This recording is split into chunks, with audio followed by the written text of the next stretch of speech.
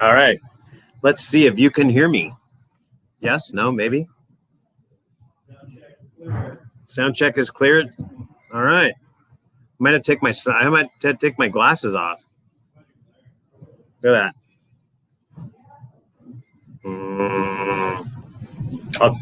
I'll take them off. No, I'll try to take them off. All right. Sound check over, folks.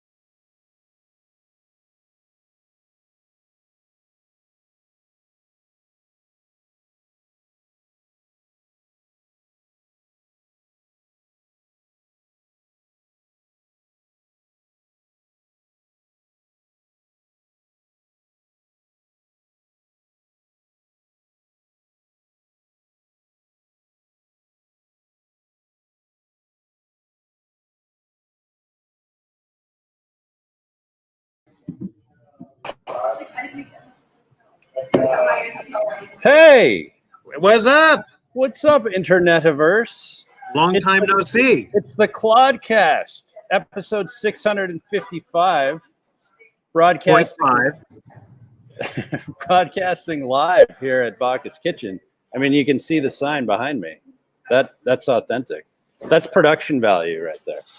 Well, look at this plant. That's real production value. Thank you. We spare no expense for our guests. Not at all. Not at all. How are you, Claude? I'm very good. Very good. I haven't seen you since we were out in the parking lot there. It's been 10, 15 minutes. Yeah. But I really got to meet, I think, almost everybody that came and picked up the food. And are people on? Are they watching? Or who knows? They are. I know my mom is watching, so that's really all that matters. Right. If you were there for my childhood, you would understand. No, we've got some eyeballs here, and probably some mouths. So I want to salute the chef first off. Say well done, my friend. Is that a virtual cheers from everybody? I wish we could see everybody, but then sometimes it's not a good thing. Well, then we'd have yeah. We can experiment. We can ask people if they prefer this format or like a Zoom webinar experience where you kind of see everyone, but their mics are muted, and if they want to chat, they raise their hand. We'll ignore them and all that. Let's make sure everybody knows. Maybe we should bring it up in a few minutes also, that if anybody has any questions, we have a little question bar there on the side. Anybody can ask anything. Hopefully all the food warm-ups and food preparations went well. I for sure want to thank all the customers that or guests and friends that I got to meet in the parking lot about an hour ago. Really appreciate your business and support and everything we do. A lot of repeat business and repeat people from the German dinner, from all of the things that we do. Everybody, I speak on behalf of everybody here at Bacchus Kitchen and the staff. Don't speak for me. No, well, just this once. No, you're the most unappreciative one of all of us, and he's just here for the money, and but the rest of us do appreciate it. Thank you very much. I hope you are enjoying your meals. I hope you are opened all the wine and letting them breathe. I hope you have started with the Whidbey Island White. I'm going to let Patrick and Chris talk about it, but I really enjoy it. It was beautiful. I finally get to taste it. I think it's delicious. Yeah, it's very good. Well, yes, I'm also very grateful, and I'm happy to be back after an exhausting 2 months up in Canada. Yeah, just the worst place ever. I brought some photos to share with you of my journey. If you want to see them. Sure. Are we now? Yeah. Let's see. What do you got for us? Yeah, let's see. Okay, so this was cool. You'll like this one because this is a bottle of wine I found up there. Cool. So if some of you may know this already, Bacchus is actually a varietal of grape, and it's pretty popular up in British Columbia. And also, I bet I think Patrick and Chris and Matthew will talk about it. It's probably grown on the 47th parallel, but this is really good. I liked it so much that I didn't bring it back because I drank it all. Good, thank you. But there's a crazy thing up in Canada right now on Vancouver Island. There's these things called movies and movie theaters that you can go to, and you can see a movie. And so I actually went to a movie theater and saw a movie, and my lovely girlfriend, her and I had the theater to ourselves. This is a preview for the new Bond film, but we went and saw Tenet. That is one way to do social distancing movies. You're the only one in the theater. you rent the whole theater. I mean, it's not profitable. Yeah, it's 185 a ticket, but that's fine. Well, exactly. And then we're huge fans of oysters here, so I actually had to go to Fanny Bay. I don't look happy about it for some reason, but that's the Fanny Bay Oyster Seafood Shop right next to their farm, and these were the little specials they had on that day. Pretty amazing stuff. So yeah, it was a terrible time, and I never want to go back there and do stuff like this with my girlfriend, because why would I want to do that? It's ridiculous. Drinking wine by the lake. Yeah, I mean, that sounds horrible. Well, that's the ocean. Anyway, I'm thrilled that I'm back here, and you know, in your presence, even though we're technically in the same room. Right. He's a curtain away. There's a curtain, exactly. So, yeah, great to be back. So, on that note, do you want to talk about food briefly, or shall we wrangle these I hope everybody got to warm up the food, and with the crab and potato rolls with the salad, and then went on to the risotto cakes. And then the short ribs, they were smoked for about 3 hours. And then we braised them for 3 hours. I was really happy with that. And then chocolate terrine, you can eat that. I think would be really good with the Cabernet Franc after. That's what that was kind of meant to be. And you've gotten through the wines. I've got to taste all the wines before. I love the Cabernet Franc. It's a great example, and it's not overly extracted, but we'll let the winemaker talk about that and what's happened with that.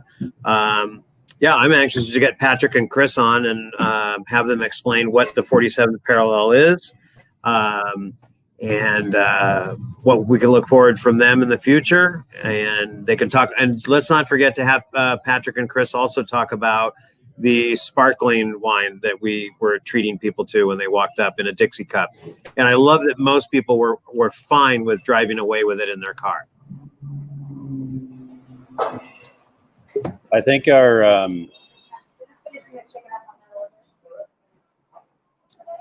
we just had some. Oh, there we are. Sorry, I think we missed some of what you said, or I did. I don't know if anyone else's stream broke up there, but I'm sure you were just talking about how wonderful I am. It is. Right? Okay, good. Okay. And yeah, just a reminder, if you guys have questions, comments, if you're watching on Facebook, just add a comment. I'm pretty sure I think the same goes for YouTube. But there we are. We have someone commenting saying, Brandon. Oh, wait a second. Kristen. No, I think we're good.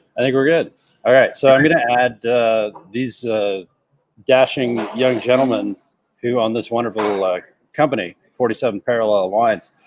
So this here is Patrick Kirshen. There he is. And we've got... Hi, Patrick. We've got Chris Sweeney, who's just a white dot right now. He kind of is a white dot. I'm going to unmute him. Patrick, can you hear us? Yes. Can you hear me? There you are. Yes, I can. Wow, this technology is awesome. I know, it's wonderful.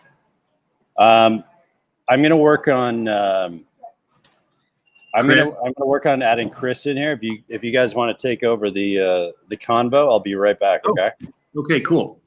Well, welcome, Patrick. I've known Patrick for a while, and I was excited when I heard when Patrick had mentioned. I don't know how long you 47th Parallel been around.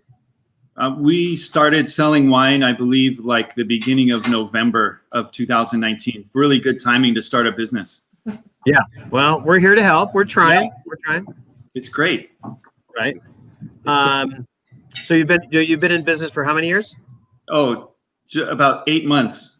Oh, 8 months. Oh, okay. I'm sorry. I thought it'd been longer. Well, I will say that the second that I heard what you were doing and what you were bringing in, I wanted to jump on the chance and to taste the wine and get the wines in here into the restaurant. and they have proven themselves. They've proven themselves successful here in the restaurant with dining, with the diners and people who've tasted them. So why don't you tell us, first of all, why don't you tell us a little bit about the sparkling wine that everybody got to taste out of a Dixie cup, which I think is its optimum way to taste, not in a Riedel. Absolutely, yeah. I think we've got Chris here now, so yeah, I'm happy that Sweeney's on board. Chris, can you hear us? Can we hear you? Hi guys. There he is. You hear me? Yes. I can hear you. Everything's good. Thank God. I got my wife here with me, Sarah. Hi, Sarah. Hope you don't mind that. No, it's fantastic. Do you want to talk about the sparkling wine? Chris, go for it. He knows nothing about it, actually. Okay. So Yeah, I mean, if you know absolutely nothing about it. Okay, well, it's Treveri Cellars out of Yakima Valley AVA, where I grew up, which was, I mean, primarily one of the reasons that we started the company. But Treveri sits just through Union Gap, and it is a 100% sparkling wine. So we do about 7 or 8 different sparkling wines from red grapes and white grapes. The one that people were tasting and taking home in their Dixie cups in their car tonight, or it was the 100% Chardonnay. It was the Blanc. It's a Brut. So it has very minimal dosage, which means any sort of residual sugar on it at all. So it is very dry. It's a Brut.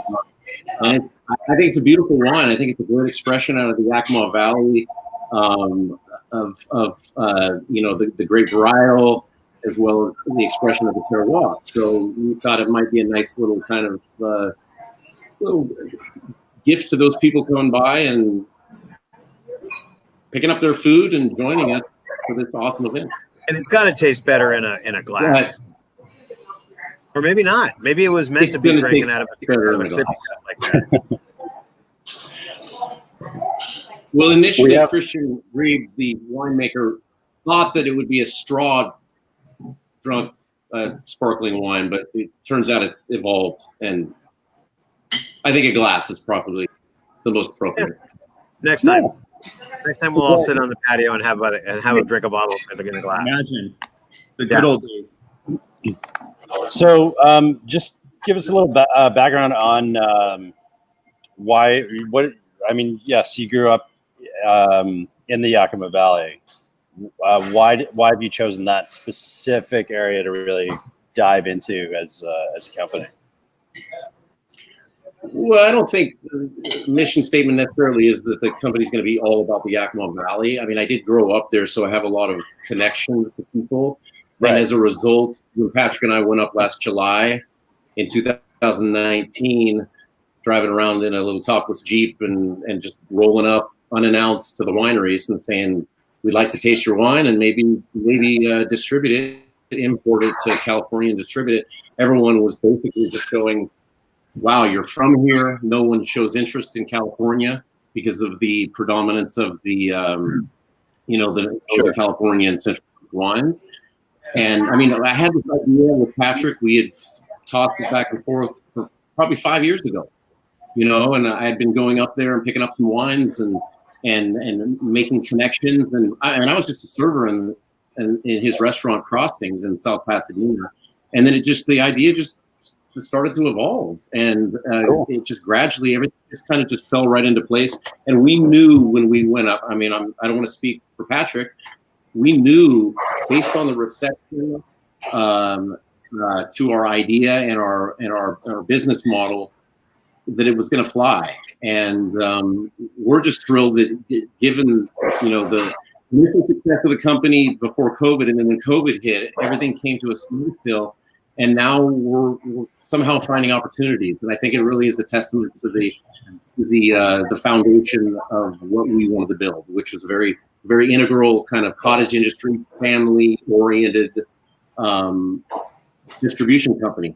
It's an extension of service, and we've both been in service for a collective 40 years in the restaurant business.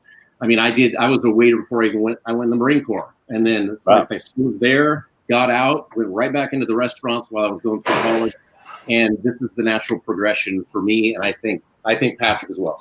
I love it. I mean, I know nothing about the service, so I will. Well, we know that, yeah. We get lots of comments about that. I will glean from you what I can. And, we could mask up, Brandon, and do a little mini boot camp if you'd like. Okay, yeah. I think to reiterate or to summarize, the thing about Washington wines at this point, the wines that are really well known out of Washington, aside from the giants like Chateau Ste. Michelle, et cetera, and then you have some of these, you have some really high end stuff from Christophe Baron, but that's coming out of Walla Walla. It's just a different animal. So they're much more extracted, much higher alcohol content, and we can get that here in California. What we can't get here in California on a regular basis, unless someone is really trying hard, is wines that are lower in alcohol and they're not just these bombs, which some people love. I mean, I don't have a problem with that, but I think there's also a place in the market for wines that are a little bit more layered, that don't punch you in the face, and that are not as expensive. So that's kind of what we're going for. And we found those in Washington, and you can find them in a lot of places, but Yakima is definitely a good spot. The Yakima, what are the main grape varietals that are being grown up there? I know we have Syrah and Cabernet Franc, but and we talk about the white wine after, but Riesling and Chardonnay and Merlot, and then those are all huge, and Cabernet. Excuse me. But speaking to the Island White, the first wine, that's actually from Puget Sound. That's it says Washington State on the label, but those grapes are estate grapes, Madeleine Angevin and Madeleine Sylvaner, which are both hybrid grapes that were made in the 19th century. They were created to be these prolific growers because of phylloxera invading France and killing off all the vineyards. So they needed a way to still produce wine. So they started experimenting with different hybrid varietals. And these obviously, they didn't survive as noble varieties because they're different.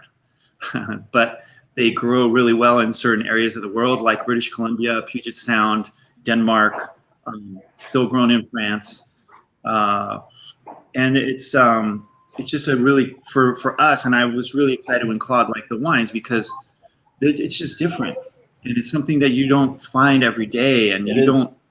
I mean, I love for Claude to like. Yeah, I mean, it had alcohol in it. Yeah, but low alcohol. But I mean, Claude with the goat cheese on the first course. I mean, the goat cheese was there with the crab, but then as soon as you take a sip of that wine, the goat cheese just comes back through, and it just makes it such a cool expression of all the layers of flavor that you built into the dish and the wine, because it just makes you go like, wow, okay, this is what the wine is meant to do. Mm-hmm. So I thought that was really cool, and that's exactly what we think. Like, we're thinking oysters, goat cheese, that kind of thing, and it just really popped. I thought for sure the Whidbey Island White would be great with crab. Yeah. And I thought it would have been really funny to have like boxes with live crabs in them, and then have people open them and the crab walks out. That would have been cool. And steals their bottle of Island White. Yeah, and people have to handle it and then kill it and steam it themselves. That'd be fun. That'd be a lot of fun. Yeah. That's a whole nother video. That's for the next dinner. We could do that in the parking lot. Yeah. A crab boil. Yeah, that'd be fantastic. Well, I love this wine. I really appreciate it. And I don't think that, at first, although I don't think summer is ever going to end. So it seems like we're going to be in 100-degree weather from here to Christmas. But I can even see this during a wintertime. It has a nice petrol-y kind of thing for salads and fish as well. So it'll be on our menu for a while. Thank you for bringing it in, because we love it. And I'm going to drink some this weekend. That's for sure. Cool. Yeah. Any Having questions? some technical difficulties, but again, when Claude's mic cuts out, he's usually talking about how great I am, or Patrick and Chris. Yeah. That's generally the case. That was pretty good too. Right? Let's can we talk about the Reds? Or is our winemaker available? Yeah, Matthew's standing by. We can loop him in here, and he can talk about the. Well, why don't we have Patrick or Chris introduce him, and then let him talk about the Reds, because I'd like to learn more about them, where they are in harvest right now, what's going on up in Washington right now. Chris, so why don't you guys introduce him? Because I don't know this guy. So. I don't know him either. I'm just gonna have to introduce himself. No, Chris can introduce him. You intro him, and I will press the button, and he will magically appear. There we go. Hey, folks. Two Mountain Winery is one of the first one I stumbled upon that I didn't know about. Really good casting. It's up in Zilla, Washington, which is just southeast of where the Treveri, the Brut, the Blanc de Blanc that you tasted.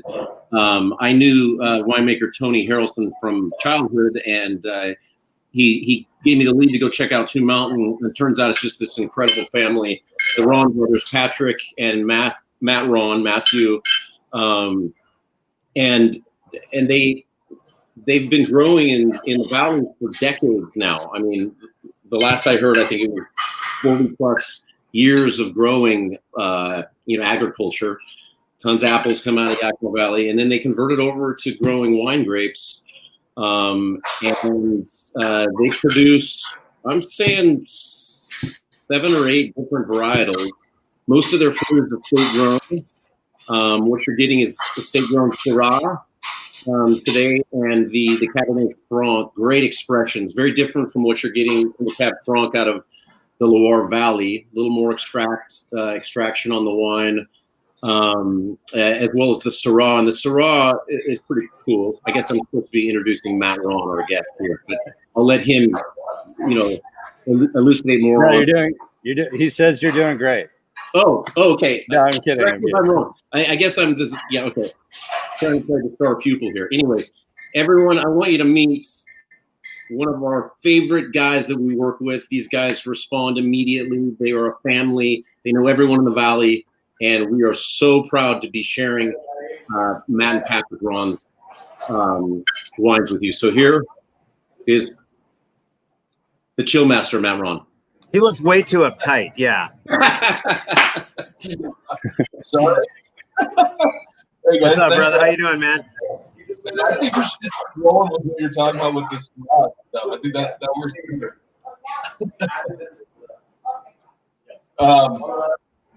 I don't know. Can you guys hear me? How's it? Maybe you could sit closer to the mic. Here, should I get closer and like get? There we go. Face to face. A lot more intimate. Yes. How's it going? How's it going up north there? Well, I'm hungry, but it's good. Yeah, we used Uber Eats. Yeah. Uber Eats to send you. I'm like, yeah, well, I have Syrah and a highlight. So it's Uber cool. Eats is going to be there with your meal in 2 days. So just if you can just wait that long. Sometime between Monday and Friday, maybe in the year 2020. And exactly. Yeah. Exactly. Yeah, exactly. So you want to talk about? Is it you? I heard. Is it you and your brother? Is that right? Behind the winery? That's correct. Yeah. My brother and I own the winery now, and cool. We bought it in 2006, but we helped our late uncle start it and diversify from the family orchard that was being referenced as far as the 40 years of growing stuff here in the dirt of the Yakima Valley.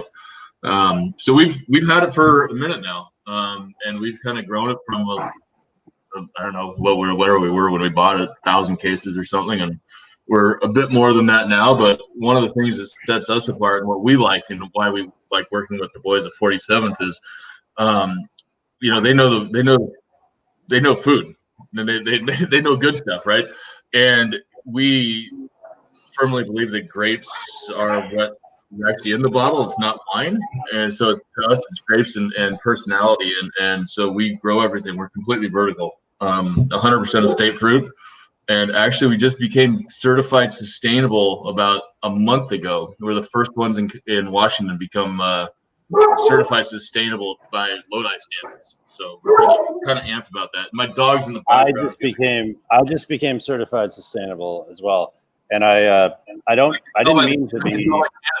To become larger than you right now. I didn't mean to take over your flow there. What kind of dog do you have?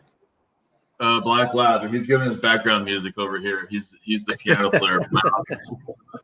So That's he's awesome. he's a year old, and he's a year old. There you Does go. whatever he wants. Yeah. Look, did you see that shameless plug he just did? Come on. What'd I do? You didn't see that shameless plug with the label? Right. Look at that. Oh, my God. You guys are talking about all the damn food, and so apparently Brandon is the only person in the entire United States that gets to go to Canada for some reason. I haven't figured this one out yet. For 2 months. Yeah, I haven't quite figured this one out yet, but I want your pointers and tips if we can. Well, you know what? I'm a Canadian citizen, so that's pretty much the only reason why. Oh, you got the who wants to be that? Yeah. You got maple syrup in your veins, then, huh? I do. Yeah. Poutine on the menu there, do you, with maple syrup, the Toronto style? I've forced it on the menu on several occasions here. You should, yeah. We'll bring it back again in the fall. Yeah. Just leave the syrup off. Actually, what I discovered, because my girlfriend loves it, on Vancouver Island, they do candied salmon. Is that also big in Washington? We get it. We get it. I do get it sometimes from people. It's not quite as big as it is up on Vancouver. I mean, once you get up into Nanaimo area and up into Campbell River and Alert Bay, it's pretty big up there. I mean, but you got to think about it. That's their jerky. That's what they do. It's not like absolutely. No, it's delicious. I'm going to force Claude to make some. There you go. We've got some really good maple syrup from Quebec in the kitchen, so we can add a little of that to it. There you go. I'll just make salmon pancakes. It's fine. Salmon cakes. And that would be salmon pancakes with the Cabernet Franc. I think that'd be delicious. I should have done that. That would be pretty damn good. Although that would be Island White would be pretty good with stuff too. So you guys, we were pretty amped to start working with 47th with Parallel when they decided they wanted to open up stuff, is because not only do they know the Yakima Valley, but we're firm believers in the Northwest and all things, upper left coast.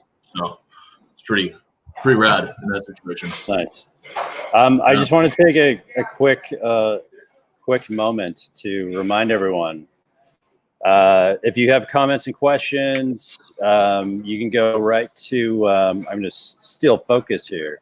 You can comment in Facebook, you can comment on YouTube, or you can just shoot me an email at the info@Bacchus Kitchen, or give us a call here at the restaurant. That'd be fun. But no, don't do that one. But everything else. And I hope you're enjoying the food and the wine. And back to our regular scheduled programming. Yeah. Oh, hi. So, hi, guys. So, Sarah, I don't know. What do you guys want to know about us or anything? I mean, I want to know the Cabernet Franc. There's a reserve designation on the bottle. Is there a regular Cabernet Franc, or what? No. What did that reserve? What did it get that all the other bottles did not get to make it reserve? Or is that just a marketing ploy? Yeah. No, it's not even a marketing. We could have just put our prerogative. I'm kidding. No, it's actually a great question. It's kind of our prerogative line is what it is. So, we love Cab Franc. We think this might be the preeminent area to grow Cab Franc not only in Washington, but potentially on the entire West Coast. I mean, we think in this area it grows really well. And it's not only my mother-in-law's favorite variety, but it's also Cab Franc is kind of a fickle bitch to grow. If you undercrop it, it gets really green, and if you overcrop it, it gets really green. And there's like this really sweet spot in there. And so for us, at Cab Franc, which I guess I'll have to finish the Syrah first so I can get into it in a second here, it's just our prerogative. That's the reserve that was labeled for it, is that if it doesn't turn out and hit, basically all 10 points or 20 points or however many you want to put out there that we're looking for in that wine, then what we do is we'll blend it away and use it in someplace else. Luckily, we've only done that twice, and I wish we'd only done it once, but I chickened out and we blended it away one year when I shouldn't have. So Cab Franc, is Cab Franc a finicky grape like Pinot Noir kind of thing, or? Kind of, not in so much as far as weather is concerned, but more from a vineyard management standpoint. And it depends on you really have to hit that sweet spot that like typically with red grapes, if you overcrop them and they're kind of across the board, then they get very vegetal and very green pepper, like whether you're dealing with, and we'll just use the Bordeaux varieties as examples, right? Cab Franc has this weird other side to it that if you undercrop it, it gets just as vegetal as if you overcrop it. Like it needs that sweet spot. Otherwise, it's just Cab Franc's either good or it's not. There's not a lot of in between Cab Francs in our opinion. So we, if it gets bottled as a varietal, then it hit the points that we're looking for. So therefore, it's our reserve. I mean, we're pretty simple folk, really. I mean, I love the fact that you guys are drinking Treveri out of Dixie cups. I learned how to drink wine. Well, we're pretty simple. Empire. So, I mean, don't tell the Treveri guys that. Have fun with it, man. Wine can be fun. Like, and definition is a floating target with the definition of fun with wine. And so, I drink Treveri. Actually, we grow. Actually, that you guys have the Blanc de Blanc tonight, right? Yeah. So I think about 30% of that bottle is what we grew for them in one of our vineyards. And so, I've drank it up there with their winemaker up on that vineyard with just out of plastic cups as we're sitting out on the tailgate of a pickup going, well, I don't know. Maybe we should thin that down a little bit. Maybe not, one of those things. Damn, that sunset looks nice tonight. Squirrel. One of those things. Like that's kind of how we roll around here. So all right, so we have some comments and questions. First off, I want to make sure, Patrick, your mic is muted, right? Okay. Because I'm saying weird things. Okay. Yeah, I saw you. Talking, and I just wanted to make sure we weren't missing how much you loved all the food from Bacchus in the Kitchen. Oh no, I thought a note already that the food is awesome. I mean, the pairings are okay.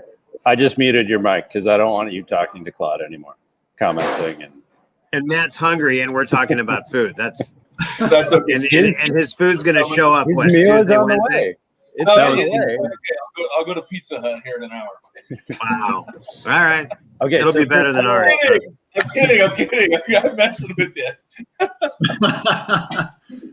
Okay, so some comments here, just saying amazing short ribs with 3 exclamation marks. So that's serious. I've also got another comment saying the Cab Franc is awesome. Nice. Also with 3 exclamation marks. Not that it's a competition. That wasn't you. Or is it? We'll take that. Someone saying the food is amazing. We like that. And then we've got some questions pertaining to Washington State. Are there red blends that Washington State is known for? Do you produce any red blends? Yes. Yes and yes. Yes and yes. Yeah. So they must do like a Bordeaux style. So Washington's crazy. There's a lot of Bordeaux blends out there, and these guys can attest to that. And they've probably seen more stuff than I have. We sell a lot of grapes to people, so we kind of see the back or the very, very front end. We don't see a lot of the back end of things. And we're selling grapes to 60 or 65 different wineries in the state, something like that. So we get to see the kind of the front end more than the finished product, right? But Washington grows so many different varieties that there's always some good red wines out there. Some Bordeaux, some Rhone, some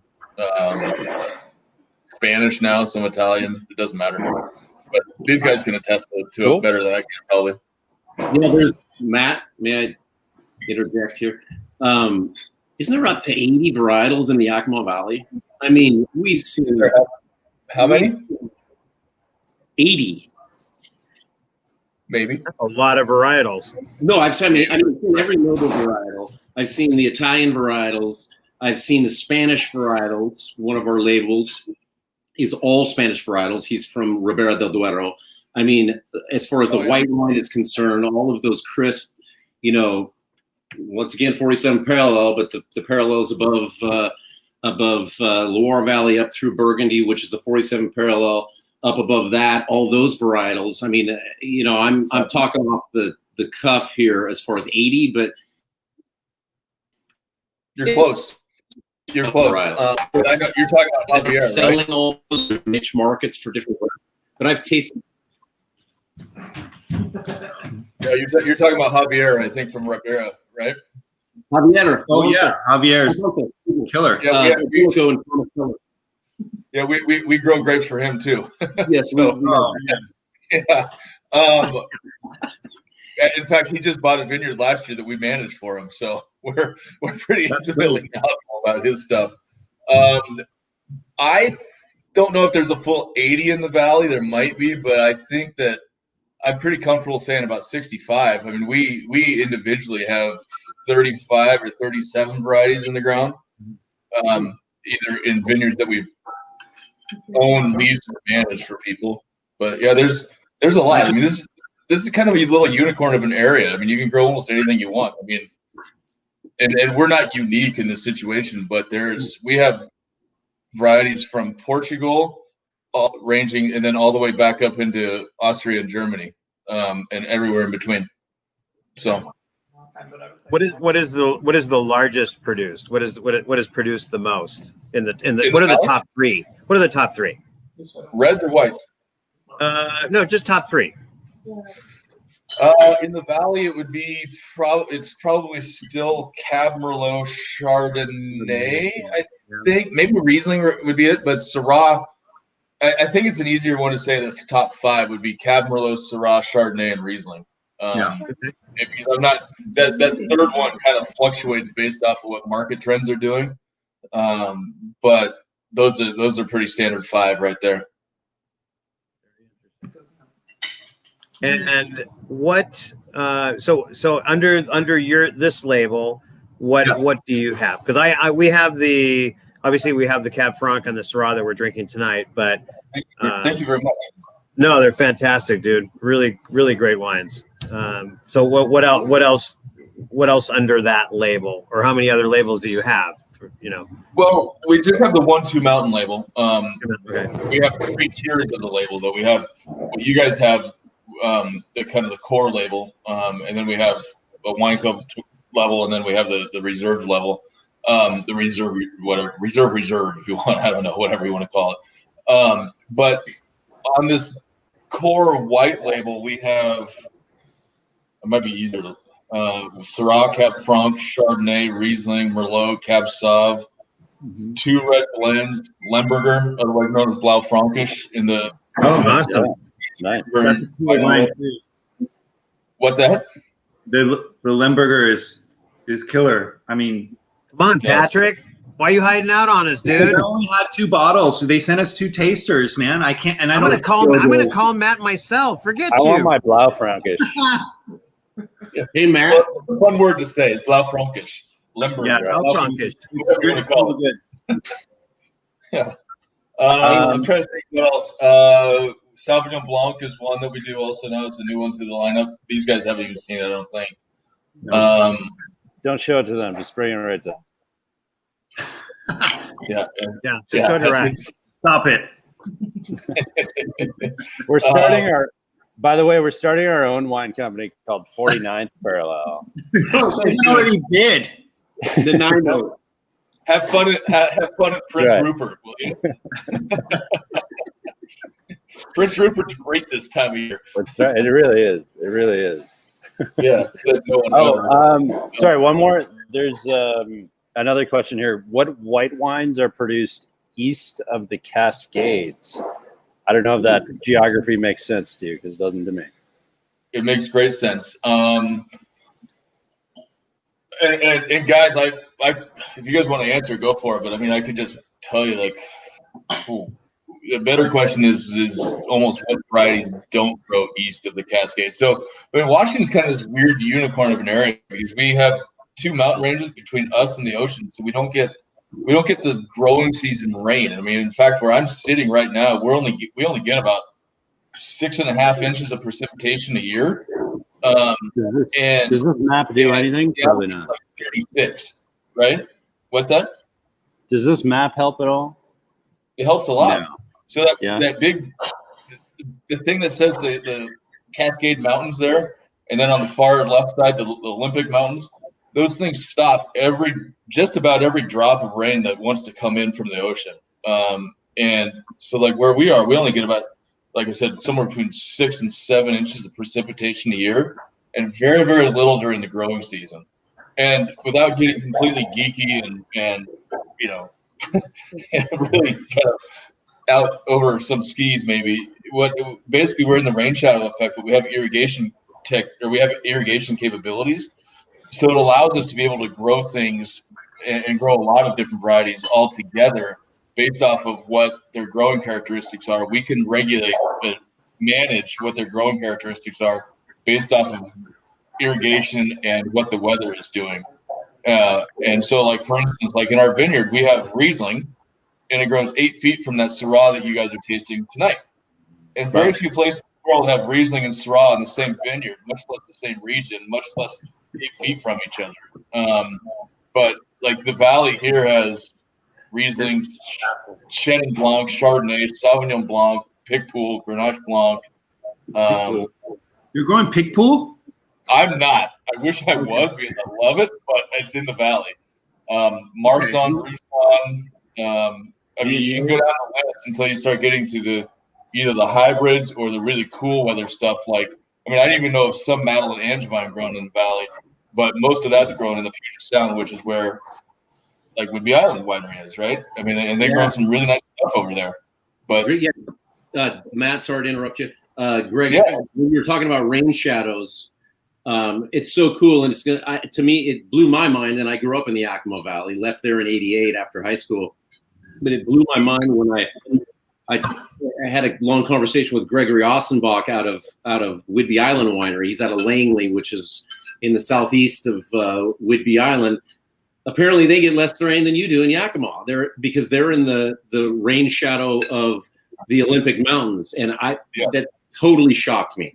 You know, because I went to college at University of Washington, and I'm used to the weather up in the Puget Sound area, so that was such a cool selling point for us on those varietals. And that's less wine in Napa Valley, and exactly, Patrick. I'm curious. Does Greg buy any of your Lemberger? No, he doesn't. Okay, because I know that's coming out of the. I like their wines. They grow a little bit of themselves over there, but we're just so much warmer than they are over, and that's why we can grow what we can and they can't. Type of thing. Our summer climate is much more like Los Angeles than it's much more like what you guys have down there. And our growing season's longer, so they have a shorter growing season, even though they get about the same amount of precipitation that we do. It's not quite as arid. They have more humidity, and their growing season is just not nearly as intense as what we have here. It's just a totally weird geographic and topographic and climate region here, as you know, Chris. I mean, you can go from on the far left-hand side of that map is complete rainforest, like 400 inches of rain a year, and you can go across the state in one drive, and you go from ocean to rainforest to mountains and glaciers to desert to mountains again, right? I mean, it's a weird, kind of a weird little spot in this world, but it's fun. It really is.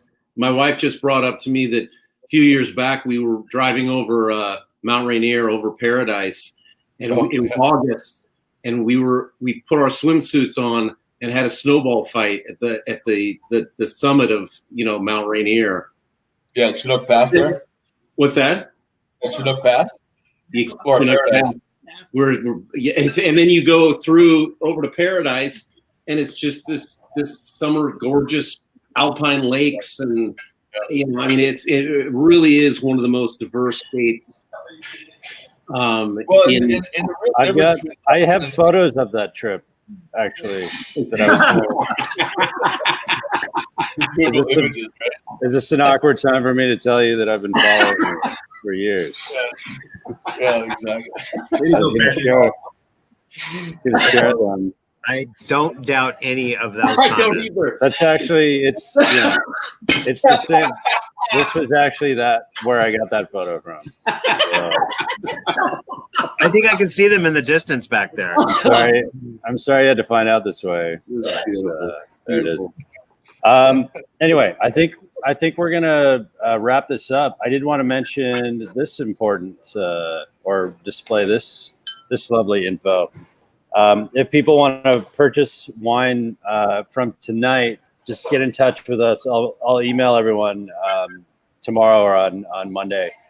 But yeah, we'll have reduced prices. And again, thank you so much, everyone, for supporting a really cool cause tonight too, because we're still in the middle. Technically, I guess fire season is what? It's kind of just usually Pretty bad. It usually begins around this time of year, but it feels like we're just in this permanent season of fire, and it's affected some of our favorite areas of some of our favorite wines. And yeah, I just want to thank you everybody for helping contribute to that, and thank you Matthew and Chris and Patrick for being a part of this. Thank you Claude, just for being a good friend, not for your efforts tonight. I didn't do anything. I bought everything. I bought all the food at Trader Joe's. Come on. No way. Exactly. You just took the label. This Cab Franc is killer. I'm just getting this coffee, cocoa. I'm picking up a lot of coffee smell. I think it's killer. I just love it. Okay. I'm finally getting into it now. So we got some good. We got some other good feedback here. Great dinner, great wine, great convo. Thank you. We have someone saying everything was amazing. Total aside, Chris Sweeney looks like Matthew McConaughey. So now, time out. Now is when you take the mask off and say, "I actually am Matthew McConaughey," and say, I do like me some wild turkey. I'll tell you that. There you go. Yeah, and you have a Lincoln Navigator, right? Oh, that's and you like stare down bulls in the middle of a highway to nowhere. Exactly. I like that Chris's wife is laughing her head off, thinking, "Oh shit, I'm gonna have to put up with him all night," thinking that he looks like Matthew McConaughey. It's gonna be this layered. That's why I like high school girls monologue all night long. Just kidding, folks. I think, she wrote the comment herself. We'll never know. Probably. She texted her friend. No, I can attest. There's no way Sarah Sweeney wrote that comment. Okay. They both agreed when I went by Patrick's earlier today to coordinate things a little bit to make this a little more facile. That I was the most annoying person on the planet. So I guess maybe I am a little like Matthew. I didn't know I looked like him, but Cheers. Cheers. That's funny. You guys did a great job tonight, by the way. Claude, to your Thank food. you, man. To your food, it had to travel. I mean, it traveled. We probably did a 20-mile circumference tonight, just trying to drop off food and wine for people. I love the face that. Can everybody see Brandon's face frozen like that? Is that just me? Did you see that? That is what he normally looks like. He normally looks like this. Should we all do the frozen Brandon? Yeah. Well, it's It's more of a De Niro face. It's more of a. It's because he's Canadian. No, it's not. Don't give yourself that much credit.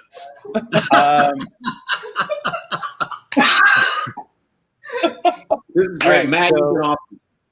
So we're gonna end things here because this is a nice tone we're ending on. And do you leave Matt now?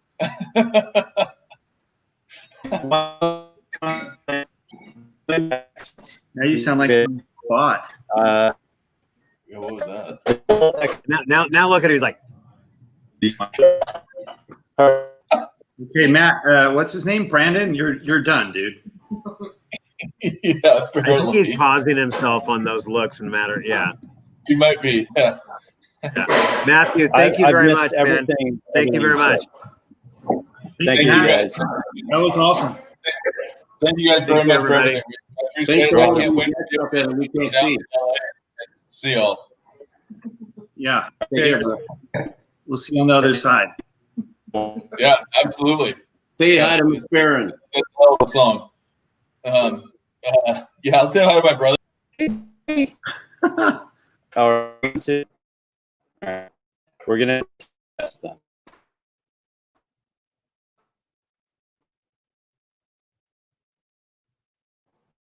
And we'll catch you next time. We'll have coming. Next, I guess we got, and then Thanksgiving and all, as we evolve into this new reality for holiday season. So thank you all, and we'll see you next time. All right. Good night.